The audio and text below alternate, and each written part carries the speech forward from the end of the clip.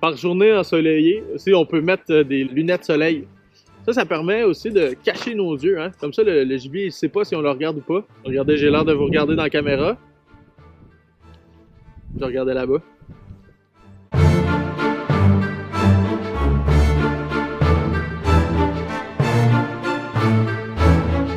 Quand on s'en va en forêt, dans des terres inconnues, idéalement, il faut toujours repérer les sapins et les arbres les plus près qui pourraient nous couvrir des intempéries pour passer la nuit.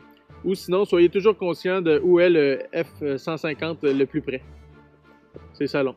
Pour être certain de ne pas se perdre en forêt, on peut toujours se laisser des petits cailloux, des bouts de pain ou faire des traces dans la neige. Donc, c'est possible toujours traîner un peu de neige avec toi.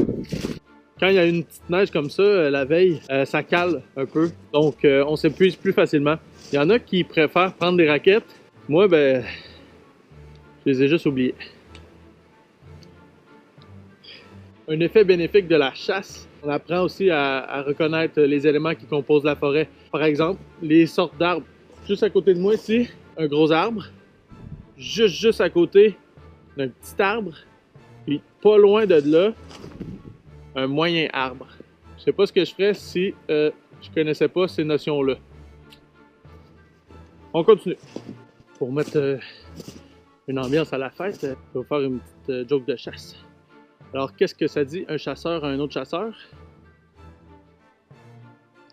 C'est un piège, ça parle pas. Ça chasse, faut écouter. Les jokes de chasse.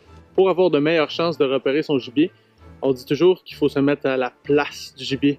Donc, il faut penser comme un gibier, agir comme un gibier. J'ai une petite idée d'où qui pourrait être.